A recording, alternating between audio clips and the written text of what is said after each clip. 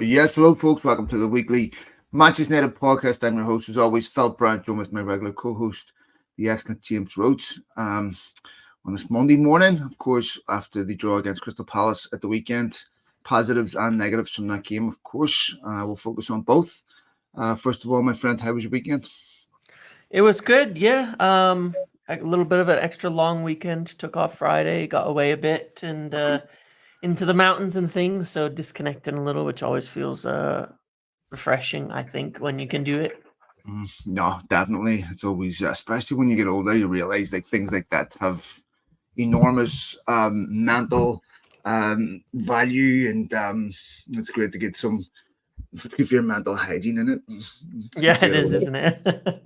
But Mental hygiene is a good way to put it. it's funny how when you get to our age to prioritize that stuff. But Yeah, of course, let's talk about related to the weekend and this week coming up. They have a busy week coming up against Twente and Spurs, and of course they play Spurs at the weekend. Be a tough game.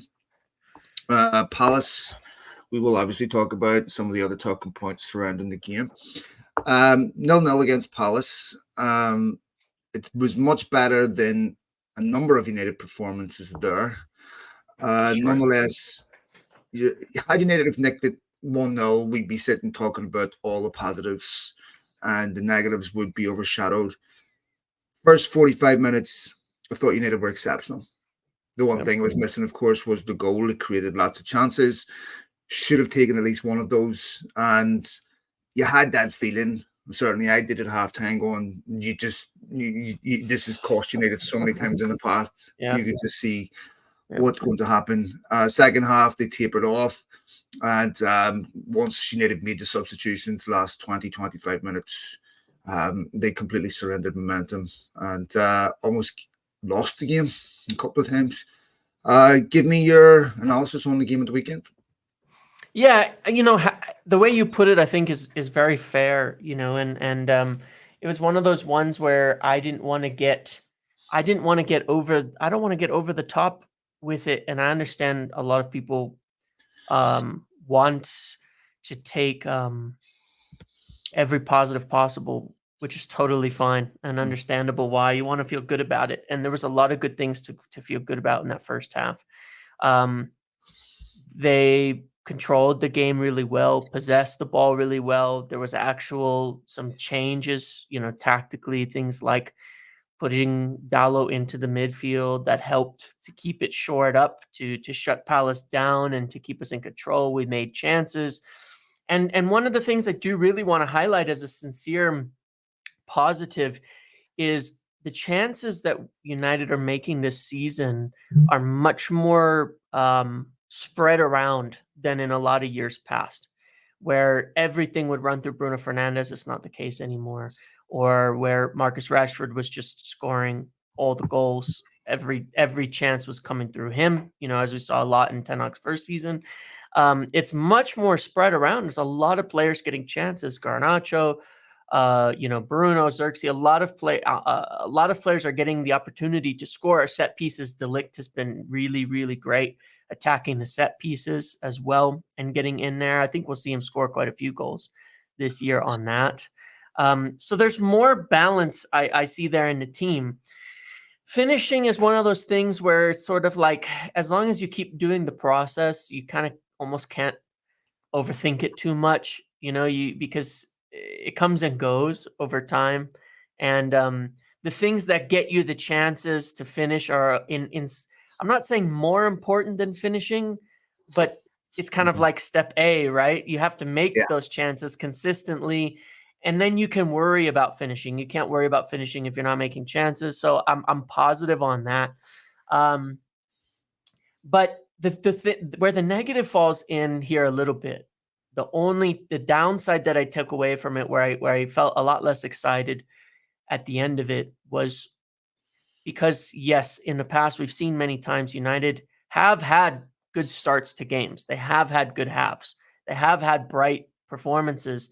And then when they fail to score, something flips and something happens and they start to really, it goes awry. The things they were doing before they stopped doing, the things they were doing that were successful in one half of the game they stop doing as the second half goes on. I actually felt more positive after the Fulham game, funnily enough, the first game of the season, because they put in 90 minutes and they kept attacking, and they finally got that goal. And I felt like they didn't do that. They didn't fall apart. They didn't collapse. We saw against Brighton, they did the same thing. They collapsed a bit late and gave it away. The Palace game, that's where I find something to not feel great about, is the more the subs came on, the worse the game got. And what was working before stopped working later on. And I just have to wonder if it was a bit of a misidentification of why United were doing well, that the subs completely, I think, in my opinion, the subs took us out of the driver's seat of the game, and the things that were working were no longer there, the key aspects to it. So that's where I felt a little about it, because can we replicate that for 90 minutes against better teams? I don't know yet, Yeah, I mean, I was surprised when I saw the lineup. I'll be honest. I was surprised about the Rashford decision. Casemiro on the bench, Ugarte. I thought that, having Ugarte already played a sub appearance, having played twice for Uruguay, having started against Barnsley, he might have been in with a shout. He played Eriksen, and the Rashford thing I didn't understand, because one, I didn't understand why Ten Hag felt the need to talk about correcting your lifestyle before the game. I don't understand what benefit that has, and why that is something that should be discussed publicly rather than something that obviously was discussed privately between himself and Marcus Rashford. I don't know what was behind that, whether there was legitimate reasons for that. I'm sure Ten Hag would say there was. I just don't understand why you would make that public before a game. But nonetheless, I also don't understand why you would play him at the weekend against Southampton, score against Barnsley, score 2, then take him off after 62 minutes, and then leave him out at the weekend. Now, social media is unusual, right? So this is why I post very little on that. I don't read, because I'll post something about that, and then I'll get a comment from someone saying climate of Rashford's arsehole. Garnacho needed to start. I didn't say Garnacho didn't start. I didn't say that they shouldn't play in the same team. I'm just questioning why. What was the thought process behind that? And I can think of a million times when it would have been justifiable to rest Rashford and not play him. But probably the game at the weekend was the least. Was one of those times where it was least justifiable to me. Well, it is funny on that point, because I've seen a lot of the social media people who will do that and be over the top, and they'll be like, you played him while he was shit for a year, and now you benched him when he scores. And it is a little confusing. Man, Even though I disagree with that sentiment in general. There's really good people on there that I miss talking to, but I do not miss. But every once in a while, I'll check my phone and check the responses. I mean, even to the game against Barnsley, I'm paraphrasing here, but the message was the same. You fucking idiot, fucking fraud. United won 7-0 against Barnsley. The fucking frauds. I want that ball fraud gone. It's your fucking fault for supporting this shit. And then you look at the profile of Man United fan, I'm like, in what world are you a Manchester United fan? I mean, I know you can call yourself that, but this is stupid. Like, to me, I don't want anything to do with that. Like, that is a level of discourse that I want nothing to do with. And I just, we talk about mental hygiene. I just don't care. To me, it's like, I'm done with it.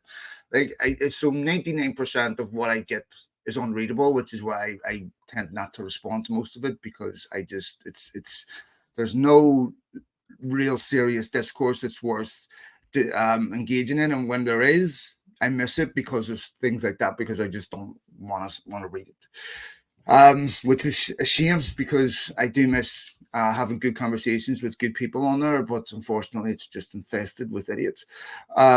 So when we talk about Rashford in the lineup and we talk about the subs, I felt that one of the reasons he made the subs is because United were already surrendering momentum at that point. And I said at the start of the season, I had concerns about the goals coming from the centre.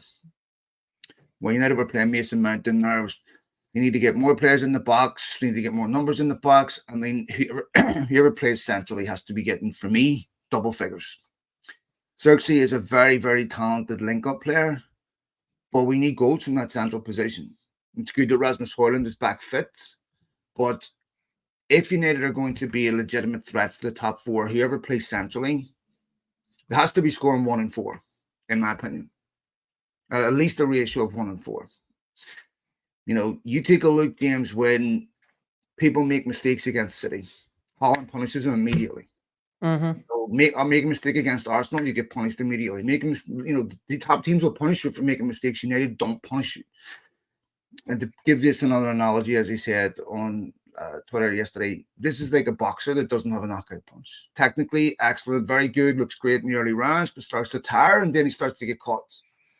And when you keep your opponent in the game or in the fight because you can't put them away, you're always vulnerable to especially later in the game where United tend to concede, to giving something away. And this is, I said this against when United played Southampton when Garnacho scored late. I just wish United would kill a game off where there wasn't a route back into a game, because United haven't been able to do that. And here we are again, which cost them against Palace. There was a lot right against Palace, the way they played. As you quite rightly said, they created chances. I think if you're Ten Hag, James, all you can really ask of your system is to create the chances. Yes. And for that, it's up to your forwards to be able to take those chances. It's not his fault that they didn't take them. 100%. Bruno had a really poor game. With excuse me, the number of times he gave the ball away, big problem. And I think if you look at how many shots he's had without scoring a goal this season, I don't know what that statistic infers, if it's a positive or a negative, right? I mean, you can read into them and say he should be taking chances. He should have scored, in my opinion, at the weekend. Or do you take it as a positive and say, well, he's, at least he's getting the shots on goal. Eventually they'll start going in. That's what I want from a striker. If you're getting the chances, you're taking the shots on goal, eventually they'll start going in. You're more concerned if they're not getting chances, but the lack of conversion rate is a big concern. I mean, expected goals, the XG, I think they're third in the league for XG. It's a little lower after the final games, but it's still good. It's actually still quite a good number. They're at least they're just off top 4 on expected goals, which is fine. I think it was third I read this morning. And then after City at the weekend, it went to third. Yeah, and there's some obvious variation in the difference, but either way, they're creating chances, like 5 more, like double what we've scored so far, basically, which is the key kind of takeaway. They definitely have done that. But yeah, I mean, what you say is definitely, it's an interesting kind of conundrum, right? Because I think that for a long time, we've used kind of goal-scoring wingers in a similar way that I make this comparison a lot, but to Liverpool, when under Klopp, they never really had an out-and-out striker, with Bobby Firmino being similar to Xerxes, a bit of a playmaker, in how he would link things up and all of that. And I think that's the best comparison I could give to him as a player so far, is that he plays a lot like Roberto Firmino did for Liverpool. But then you need your wingers, inside forwards, to score a lot. Like Salah, Mane scored a lot of goals, right? They were very, very, very effective in taking those chances. And so, one of the things is obviously, Garnacho got into position off of a couple of good passages of plays and a couple of taking advantage of Palace's mistakes. And he's got to finish that. And it's fine. I'm not trying to give him a hard time. It's more a general point, which is that you need those direct wingers, whether it's Garnacho there or Rashford there or Ahmad there, to finish their chances. If you're not playing an out-and-out striker, who's going to be doing that, like Haaland does. Because, of course, City do kind of the opposite. Their wingers don't really play direct, but Haaland is in your face 24/7. So you got to do one or the other. You can't have nobody scoring goals, in that front line. But I want to ask you this question about Bruno, because I think this is actually a bit of one of the bigger puzzles that Ten Hag has to sort out for consistency moving forward. I don't think that midfield works against top teams. We've seen it. I mean, even against Southampton, Eriksen and Kobe really struggled early on, getting overran by them.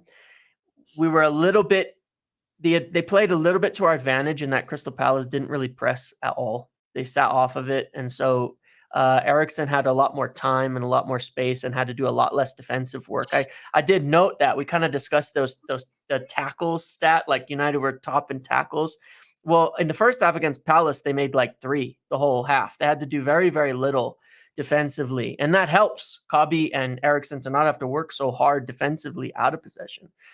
But against the good teams, the teams that are going to press you, the teams that are going to take a bit more possession, we saw, them struggle, even against Southampton, who play a bit more aggressively, even though they're not a great team.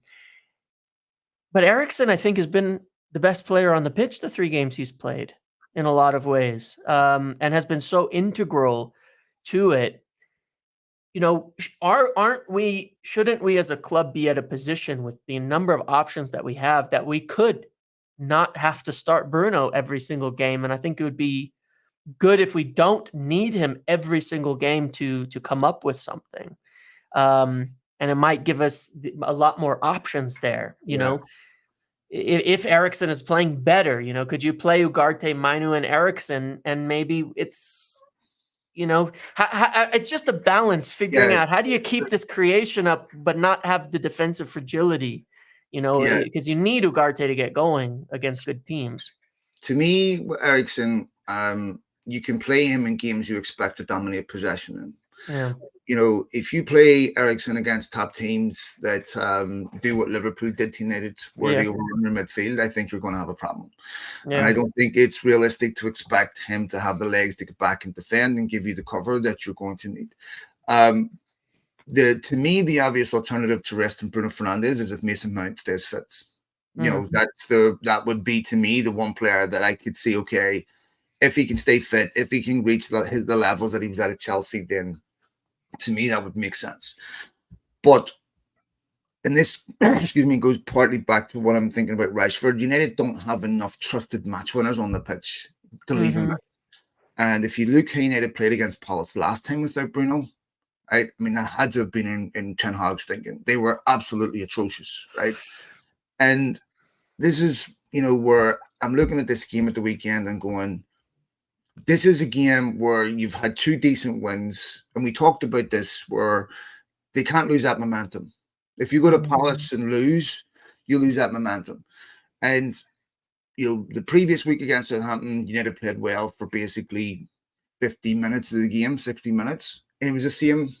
Yeah, Palace. It was just the opposite. 55, 60 minutes of the game. Yeah. And then that 30 minutes where they don't play well, they come close to conceding. They come close to giving goals away, stupid goals away. And then, they play well for a certain period of the game. This is an average start, James. United are sitting in the table. They have some difficult fixtures coming up. They've Spurs, they've Villa away. And Porto away in the midweek too. Yeah. And I'm looking at those games, I'm like, these are games, to me, that Ten Hag cannot afford to lose. I mean, I don't expect you. I know you need to beat Villa away last season. I'd be amazed if they go do it this season. I would love to see them do it. Don't get me wrong. But Ten Hag's now in a position where Manchester United are in a position where, you have room for error, but you're already using up a significant part of it. Yeah. You're going to finish top 4. And it's the lack of goals that concern me. Even when you look at the Brighton game, we're talking about United playing well against Brighton. They get punished for not scoring goals. You see the goal at the very end, which cost them. And Palace could have been exactly the same game. You look at the chance that as he missed, I don't know how he missed it. Onana pulled off probably one of the best saves you'll ever see. Yeah. I mean, just unbelievable double save. And you're looking at that going, this game shouldn't be this tight. Yeah. And Look, I agree that Garnacho should have started. I'm completely on board with that. I think he's an exceptional young player. I think United have a problem with Ahmad, and that was he got 18 months left on his contract. If he's not playing first team football, is he going to renew his contract? He's been playing well, he deserves to play. But what I maybe would have done on Saturday is I made played Rashford in the middle, because I think that they still need a serious goal threat there. And as good as Xerxes is Lincoln, I don't think he's been outstanding to where he can't be left out. And I understand rotation. I get that, and that's necessary, especially when you have the Europa League coming up and the number of games coming up. I understand that, and rotation is a normal part of football. But when you're a team that desperately needs points and you're leaving out a player that's just finally found form after a year, that's going to be a talking point. And if you need to win the game, it's not. But if you don't, it is. And, Garnacho, a couple of decent chances. He should have took the first one, in my opinion. Yeah, I think the first one. Okay, it can happen. First one. To me, that's a chance that the top teams take. If Luis Diaz is in that position or Salah's in that position, to me, that's a goal. If to me, if that's Haaland or something in that position, that's a goal. Haaland or Saka, that's the difference, James. Right? That's always the difference. Is the top teams take those chances, they kill a game, and they don't keep the opposition in the game. If you don't take those chances, you keep the opposition in the game. De Ligt looks dangerous on set pieces. I think you should have scored. But again, there's a lot of positives. I think the way United played, there's definitely improvements over last season. They're certainly much more compact. You can see definitely patterns developing. You can definitely see, for me, chemistry developing. There is definitely positives. I think that I talked about this earlier, but I think Jojo Dalot is really emerging as very, very important defender, not just in terms of his versatility and his quality, but his leadership that he's developing too. Having Højlund back's going to help. Hopefully they can keep Shaw fit for a while. I'm not doom and gloom. I'm not saying that this is a disaster. There's definitely improvements. Yeah. But United have to start winning games of football. For sure. Yeah. And it is an interesting puzzle, and it's a hard one to figure out, when you talk about it, because certainly a big part of the problems for a long time have been not scoring goals. I mean, it's been a story for years.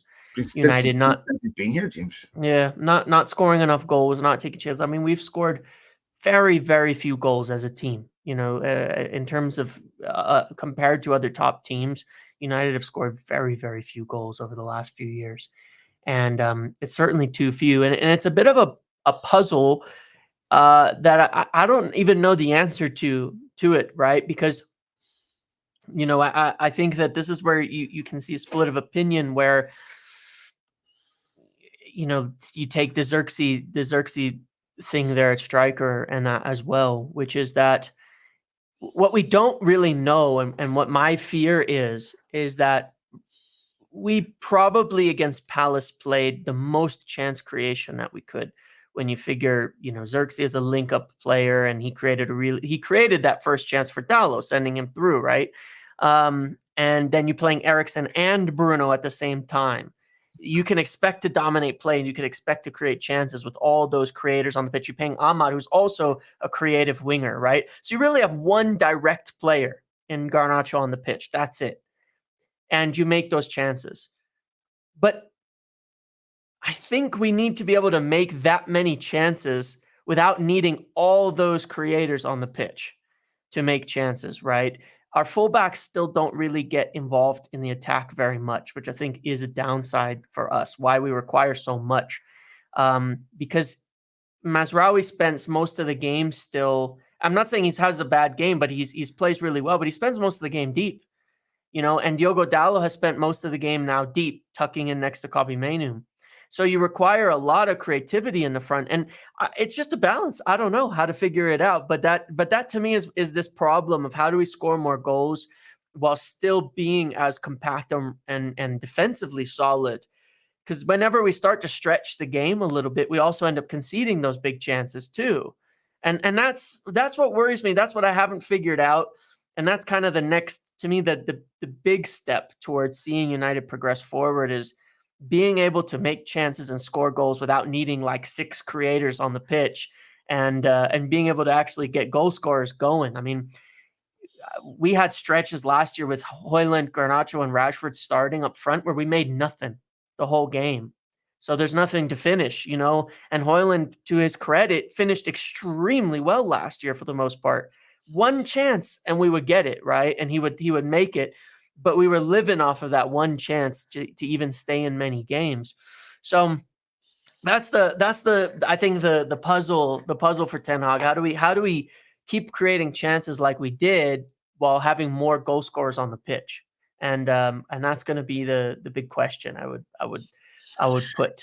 Yeah, I mean, I don't know the balance. I want to see a United team that has attacking flair players in it, Yes, as many as same. possible, Yeah. without disrupting the balance, without making sure that you're not too cavalier, because obviously you have to have a solid defense to build, to create chances. It doesn't matter if you play 10 forwards, if you one defender, they're not going to create. So, I want to see a United team that I don't want to see it like a Mourinho team that is built on being solid, that is about manufacturing chances and squeezing Yeah. out of nothing and then taking one or two. I want to see a team that creates a lot of chances. And look, it's true that if they had taken one or two of them, we'd be sitting having a completely different conversation, but they didn't. And that's the problem. And I don't think you're unlucky if you can't take chances. I think you're missing a key element of what very, very good teams have. It's not luck if you score a lot of goals. It's down to quality. And if you can't score goals, it's not bad luck, right? Yes, I would agree. So, and look, I think this is going to be a breakout season for Garnacho. I think this is the year where, to me, he makes a transition from being a promising young winger to being someone that's on everyone's mind as being a really exceptional footballer that constantly delivers. I like him. I think he's an exceptional talent, and I think he should be starting in United's lineup. But to me, like I said, the thing that concerns me the most is the centre, because United had this a bit with Weghorst, and that he was very, very good with link-up play, but wasn't very good in front of goal. And I don't think you can get away with that in the Premier League. I think it's good that you're a link-up player, but I also think your central striker, whoever plays in that false nine position, has to be tipping him with goals. And Crystal Palace haven't won a game all season. And we were talking about this last week. These are the places United need to go to and win if they want to be a serious contender for the top four. And I want my players, especially my central striker players, to be scoring that game. Yeah. I look at Xerxes got 1 goal this season against Fulham. A good goal that it was. But when I look at him, I don't see a guy that thinks like a striker. Because I'll see United break and maybe the wingers, and he's languid in a Berbatov type style where he's not desperate to get into the box. He'll hang off, he'll jog and socks down, and maybe Garnacho or Ahmad, whoever's cutting in from the wing, and there's no numbers in the box. I'm like, why are you not sprinting to get into a box to finish a chance coming across? So then you're leaving Garnacho or Ahmad to try to finish it themselves. And I've been saying this from the start of the season. They just don't get enough numbers in the box when they attack. Yeah, and that is true as well, for sure. Yeah. So I want to see him have that hunger and desire to sprint, attack the front post, or, to see a chance and go, I want to score. This is what defines me. But I worry about a player that defines themselves as solely a link-up player that plays central, where it's like, I don't really, if I score in that, what my game is all about, drinking, bringing other people into play. Okay, well, if that is your game, then we have a problem with the attacking midfielder whose job is to do exactly the same thing. Yeah. Because if Bruno Fernandes is playing in that high number 10 position, and Xerxes also playing a number 9 position, then Bruno Fernandes has to be scoring goals, or Joshua Xerxes does. But you cannot have a central midfielder or central attacker not chipping in with goals. Otherwise, this is going to be an issue all season. I mean, Yeah, there's no way. I mean, you're well, left relying on Garnacho, who's 20, and Amad, who's 21, to get you enough goals. yeah. That's a lot.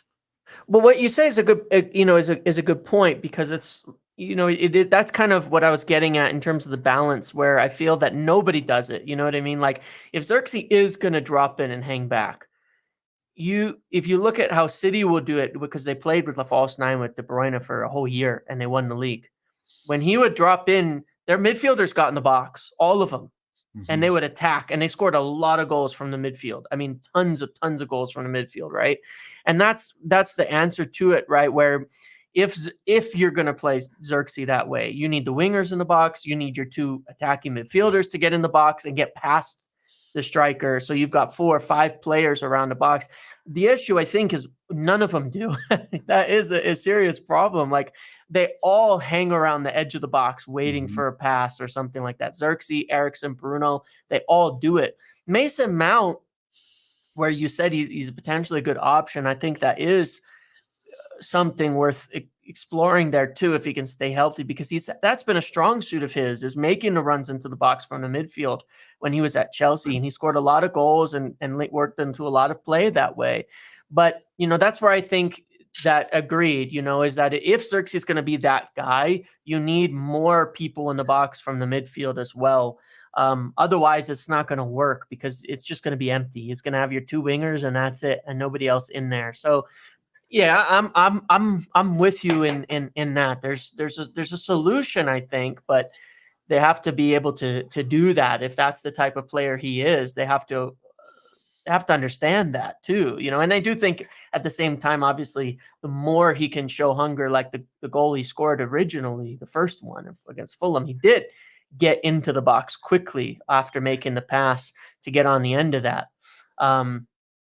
But it's interestingly, where Scott McTominay, of course, scored a lot of goals last year, was making that late run in, and I just thought of him because the goal Xerxes scored, Scott McTominay was standing right next to him, because it was before he transferred, ready to finish it if he didn't, right? And but that should be Bruno, in my opinion. If Bruno's on the pitch, he needs to be in the positions that McTominay was getting in towards the end of games to finish chances. He needs to be getting in there.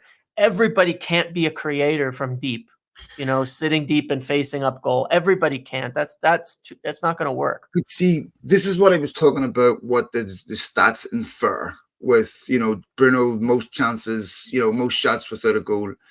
Does this infer the fact that when he gets the ball, lifts his head, he's having to take shots from 20, 25 yards because he doesn't have the numbers in front of him to create? Yeah.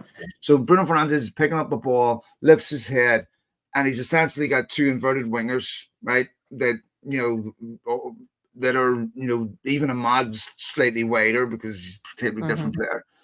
And where's the options?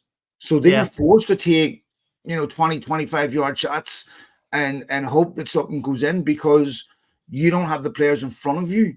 I mean, I was looking at how many times on Saturday Xerxes was behind Fernandes. And Bruno Fernandes is lifting his head, and he's forced to look for one of 2 balls. Garnacho out wide or Ahmad out wide, because there's never anything central. Right. And I see Xerxes not desperate to get up there and support. I mean, I assume that maybe that's because he's been told to do it. I don't know. I would imagine these traits are not a surprise to Ten Hag. Sure. But to me, if I don't want to be repetitive, but the other thing that doesn't get noticed is Glasner made 2 changes at halftime. Correct. He spotted something right before halftime. You could tell, yeah. And that, to me, was really where the momentum started to change. He made the tactical changes, and not. But to me, it was a bit like Liverpool with Ten Hag didn't respond. Yeah. And this is where I'm a little critical of him, in that I see managers make tactical adjustments to counteract what he's doing, and then I don't see him making tactical adjustments to overcome that. Right. So it seems like once someone figures out what's going on, and they figure out how to shut United down, they're not capable of making the alterations in the game to overcome that. And hopefully I'm wrong in the long run, because I really want to see the guy. I just want to see the football team, and I don't care. Yeah. Everyone's got different positions on who should the manager should be, and I'm someone that supported Ten Hag from the day he's been here. But I have to be honest and say what I see. I could be wrong completely. I accept that, but I can only tell you what I see when I'm watching it. And I'll be honest, James, from about 55 minutes onwards, I never expected United to win that game. Same, yeah. I sat there and I'm like, I don't see any way United will. In fact, the opposite. I was like, my muscle memory in my head is watching this going, I can just feel Crystal Palace goal flying in, and United players just looking at each other exasperated, and it's the same story. Yeah. But after about 55 minutes, and because when United surrender momentum like that, they They rarely get it back. Yeah. And even with subs, and I don't know if it's an energy thing, I don't know if it's a tactical thing, but if like Southampton, where they get it sounds like that game changed on a big emotional moment where Onana saved the penalty. Right. And then it changed the game. It wasn't a result of a tactical adjustment. It wasn't a result of let's change this, change this, change this. It was a result of an emotional vibe moment. And this is my issue where, I was talking about this last season with Liverpool. Kwanzaa makes a mistake. Bruno Fernandes loves the keeper. It's always one moment that turns the game emotionally. It's never a result of a tactical adjustment that says we're doing this, we're going to do this, do this, do this. It's always something off the cuff that changes the game. And I mean, I'll have to be honest. Tactically, United have looked good, with the exception of Liverpool, in most of those games. But the Southampton game, as we said, was momentum, or was a result of an emotional moment. Brighton game didn't result in a win or even a draw. Crystal Palace is a draw, no goals, and the performances matter, the tactics matter, but the results matter too. Right. Yeah, I understand what you're saying, because you can't replicate emotional swings in games. You can't use that as a pattern of behavior. And United have better players than Southampton, so when they make a good penalty save and it hypes them all up, and then they go score 2 goals quickly, it's hard to replicate that kind of activity. So spontaneous. In a game, and it's like the cup against Liverpool. Liverpool were dominating us. They should have won. They didn't put the game to bed. And then like you said, Bruno makes that move and the game flips and changes, and suddenly it's like the crowd is into it and the emotion is into it. And then we carry that forward, and that's strong, but it would be a lot stronger if it happened when we were on top, and we were regularly doing things. But that is a concern is when clubs, other teams make tactical adjustments, we rarely ever respond to those positively.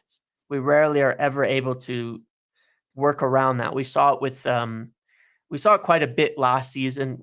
Brentford, the example, where there was like a good 15 minutes and then they made a little adjustment, and it was like the rest of the game was horrible. It was awful. And we've seen that before, and that is a concern, because there's the two aspects of management. There's setting up the team, and then there's within the game spotting something or what another team is doing and making an adjustment to beat them, or to improve upon your momentum, or to change the momentum. And it does feel like that happens to us a lot, but rarely do we do it to somebody else, where that change happens and then we're better. And that is a little bit of a missing facet. Now it's odd, because I thought in the first season, Ten Hag did really well with that. There was quite a number of games where with the subs and with changes, we were suddenly a lot better. And we would go on to win, where, it was a tight game, and then we make an adjustment and bam, we score goals and we get in there. And it felt like that was something he was able to affect more positively in the first season, but I haven't seen it as much at all last year, and not so much this year as of yet. We've kind of gone worse. We made defensive subs against Brighton and then conceded right away, pretty quickly after. It's a little bit odd. I don't know how to I don't know. Well, when I watched the Liverpool game, the next game after Liverpool played United was Forest. Yeah. And Forest beat them 1-0. And I'm asking, why can't United do this? And then I watched Forest the weekend against Brighton, 2 each, and I'm going, why can't United play like this here? I know that they played well for parts of the game, but Yeah. the mistakes that are in United's game, it frustrates me because I don't see them as much in other teams when I'm watching them. I'm like, why is it that Liverpool can come to United and beat them 3-0 at Old Trafford convincingly, play them off the park, Yep. and then struggle against Forest, who are set up better? Yep. And then I'm looking at Forest against Brighton. How many times they cut Brighton open, Yeah. straight through, and really could have won the game in the end. Sosa was barely offside, but looking at it, I'm like, we're giving Ten Hag credit for a lot of things, but I see these in other teams too. Right. They're not spending hundreds of millions to do it. Yep. And it's like, I don't know, to me, the league table at this point is indicative of It's what. not that inaccurate, frankly. I No, think I we're know. probably maybe a little better than 11th, but not by much yet. United haven't had exactly the toughest of starts. I Yeah. mean, they've had Brighton, they've had Fulham, Fulham. Palace, and Southampton in those four of the first 5 games. Yeah. I mean, that's not exactly the toughest start. I mean, I can understand if you've had City, Liverpool, Arsenal. Okay, I can accept that. But of all those I remember doing this podcast before the season started, and we looked at those run of fixtures, and we thought, 3-4 wins out of those games, I think is a reasonable expectation. I think it should be beating Southampton away. Fine if you draw away to Brighton. Yeah. Fine if you don't beat Liverpool, draw against them. Okay, they should be beating Fulham at home. And I mean, to me, Ten Hag still he has to be judged on results, and they're not good enough. It has not been good enough. I know there's people going to bristle against it. They're going to argue, and you can make an argument. I understand that, but how long? I mean, he's saying judges in May. I mean, to me, you shouldn't get to May unless the next international break's 3 weeks away. Yeah. And if United are sitting for the next international break, having not beaten Spurs or Villa, I'm sorry, James, but that's a moment where I would be, as a manager, out of excuses. That's unacceptable to me. Unacceptable. I hope he does. Hope we do win those games, but I would be, if United haven't won either of those games by the time United go to that international break, you're getting to the point where you're not far off right off top 4. Yeah, correct. I mean, because those are your top 4 opponents, and you're dropping points against non-top 4 candidates already. So you could end up in a situation where you're double digits back before November in that case, for sure, of top 4. And that is a real problem. And that's where things get really ugly. But I agree. I think the reason it's still in discussion is because we can look at the game and it'd be very hard to convince yourself as of yet whether United are good or bad, or whether they're on the right track or not. And that is an answer in itself that we're not really convinced either way at this point in time. And you can be that way for a little, but the longer that goes on, not being sure is an answer in itself. So the longer it goes on, the worse that gets. But let's hope there are positives that have taken from Palace that we can ride and will be continued in the next few games. Yeah, because I don't want to be negative, because like I said, there's a lot of positives to me. I thought the way they played, for 55 minutes in that game, they played really, really well. Yep. And the width of a post, bar, maybe 1 or 2 chances they should have taken that I think if they get, 8 times out of 10, they will take. And that's encouraging. But at the end of the day, a top team has to win games of football, and sure. the playing well trophy, is not something that's sufficient for Manchester United. As Mourinho once said, you can take a ball, we'll take a points. At some point you have to turn that into wins, because ultimately that's the ultimate arbiter of whether you've been successful or not. Yeah, it's great that you play well, but if you can't turn that into wins, then I think that is a major problem. Yeah, and there's financial impacts of all of that as well. Qualifying for Champions League, when you're spending the amount of money United have spent, you kind of have to. Yeah, I mean, Yeah. okay, let's take a look quickly ahead to the Twente game and then Spurs game. United have quite a number of Europa League games. Be interesting to see who they play in these Europa Yeah. League games. I would imagine Højlund will get more minutes. I would imagine Rashford will start. We'll probably see Casemiro start, Ugarte start. What else do you think of that game? Yeah, I think that more minutes probably for Garnacho, for, as you said, for Højlund to come back, for Mount to get into the team. More time for Ugarte and Casemiro. I think that you'll see probably a pretty heavily rotated side. At the same time, I think that you got to make sure you're getting Ugarte into the Premier League. We need him, and we will need him. And he was signed not just for Europa and Cup games, but they spent a lot of money on him because we need him in the Premier League in these tougher games. So, if he gets another 60 minutes, which I would expect he will, then he's got to start at the weekend, or even 45. But what's important, I think, in these easier Europa fixtures is they put it to bed, right? Because we have a deeper squad than we've had before, I think, in terms of good players. But we have to be able to rotate enough to keep players fresh but be ready for games like Tottenham at the weekend. So yeah, I think Ugarte, Casemiro, Højlund, probably Garnacho getting another game. Rashford will probably need to play because 30 minutes between the weekend and Tottenham is probably not enough to stay in form and to stay fresh and get some more goals under his belt. So maybe that front three of Højlund, Rashford, and Garnacho we saw a bit last year gets a run out with an adjusted midfield. And then I'd like to still see Dallo and Mazraoui get a little bit of rest as they did against Barnsley. But need the rest too, in my opinion. Yeah, Kobbie Mainoo, and hopefully that's Casemiro or Ugarte coming in for him. But do you rest Eriksen? And now you got to is he earned a spot to start against Tottenham? These are the questions I'm not sure about. Because you can't keep playing 2 a week every week. That's not going to work. I mean, yeah, I know he played against Barnsley, played this weekend, but playing him against Twente and then playing him against Spurs, I think, is a big risk. Ten Hag's record in Europe last season was really, really bad. Yeah. And we talk about rotation. I can understand him heavily rotating against Barnsley. Mm-hmm. But Twente in the game only becomes important if he loses it. Correct. It's against the team that he has a strong emotional connection with, of course, the team that he considers to be his, the team of his heart. They haven't had a great start to the season. They had a good season last season, haven't had a great start to the season.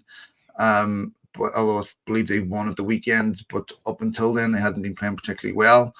I think they lost a couple of their decent players this summer. They still got Ricky van Volkswinkel up front, which is a blast in the past from Norwich City. But it is a game that, it only becomes relevant if United don't win it. And given what happened in Europe last season, I think it would be really risky if Ten Hag decides to rotate a lot.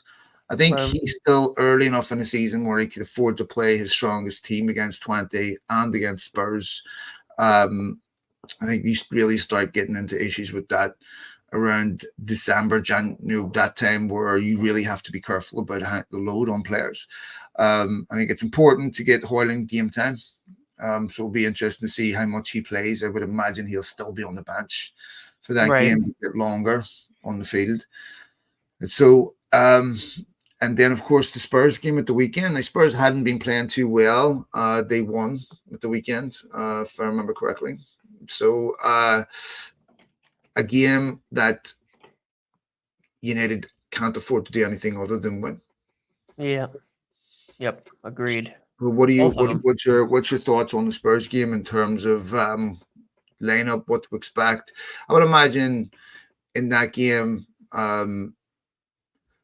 United will I think right at the front three would be Rashford, Garnacho, and Xerxes. I think so.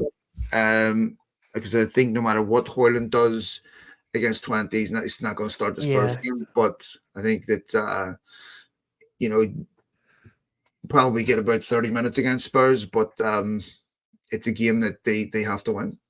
I agreed, and because it's at home and in the stretch of things, I think it's one you got to win.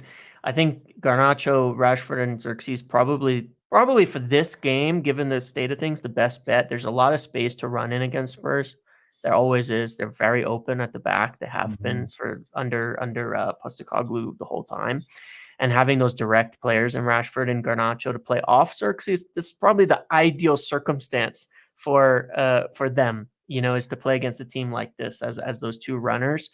But in the midfield, I do think he has to get Ugarte into the team because we're going to need a lot more combativeness than we've had in the lineup recently. We need that energy. We need that physicality and being able to really run players down to deal with their forwards and their midfield. So, other than that, I think the front line changes, and then you have to get Ugarte in for somebody. The question's who, but you have to get him in for someone. I agree, and I think that those two games will be the Twente game and the Spurs game going to be very, very important when it comes to Villa away. Yeah. We will see what happens. All right, mate, we'll leave it there. Thanks to all of you for downloading the podcast, for following us as usual, for all the retweets and everything else. Much appreciated. We will be back next week, and we appreciate all your feedback. Take it easy, James. Yeah, see you later. See you later, mate.